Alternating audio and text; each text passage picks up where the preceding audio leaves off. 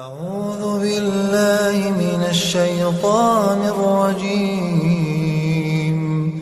بسم الله الرحمن الرحيم. الحمد للہ وکفا والسلام علی عبادہ الذین اصطفیٰ، اما بعد۔ امام بخاری رحمۃ اللہ علیہ نے سیدنا عبداللہ ابن عمر رضی اللہ تعالی عنہ سے نبی علیہ السلام کا ارشاد نقل کیے ہے، فیما سقط السماء والعیون او کان عثریا العشر وما سقی بالنضح نصف العشر، کہ جس پیداوار کو بارش نے اور چشموں نے سیراب کیا ہو،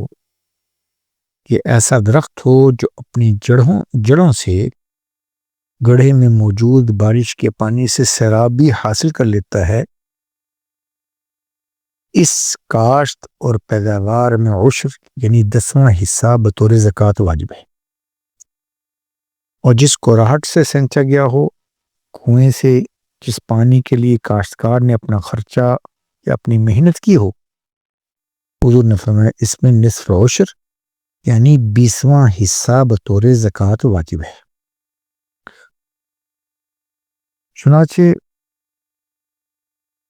کھیت کے بارے میں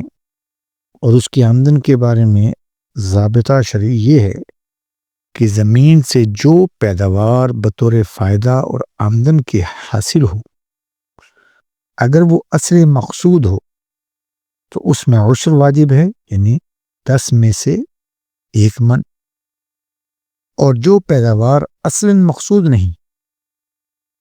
اس میں عشر واجب نہیں، وہ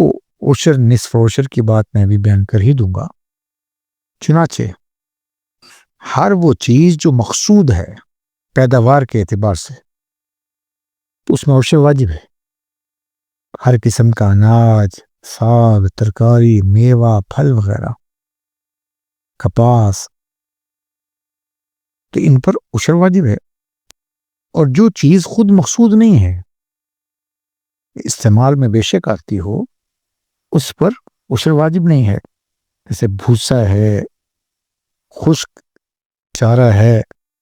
یعنی وہ خشک باقی ماندہ چارہ جسے اناج سے حاصل کیا گیا۔ ایسے ہی وہ بیج جن کی زراعت مقصود نہیں ہوتی، جیسے تربوز کے بیج، خربوزہ کے بیج، ایسی لکڑی اور ایندھن، گھاس اور کھجور کے پتے، ان پر عشر لازم نہیں ہے۔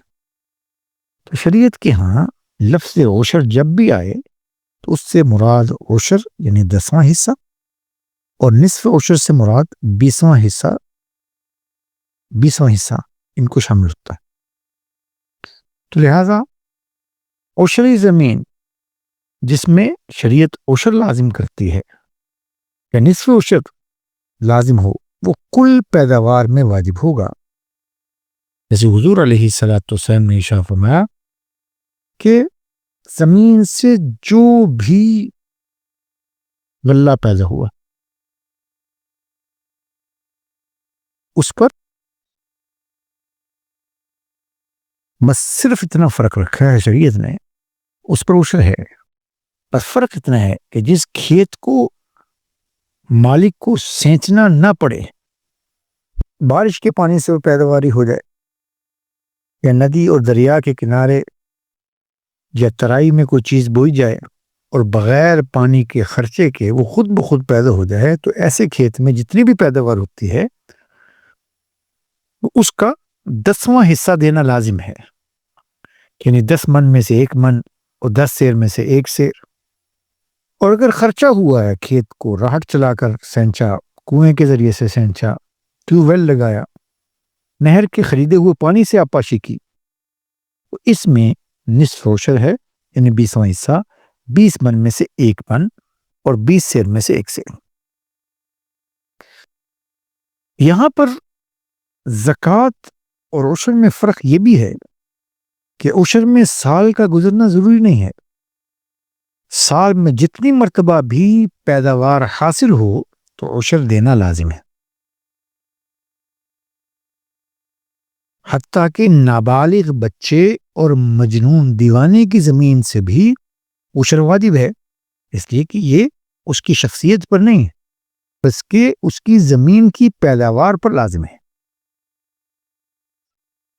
اور اس میں اخراجات کا اعتبار شریعت نے پہلے ہی کر دیا کہ جس میں خرچہ ہوا اس میں شریعت نے نصف عشر رکھا ہے، 20واں حصہ، اور جس میں خرچہ نہیں ہوا اس میں عشر یعنی 10واں حصہ ہے۔ اللہ ہم سب سے راضی ہو، دین سیکھ کر عمل کرنے کی توفیق عنایت فرمائے۔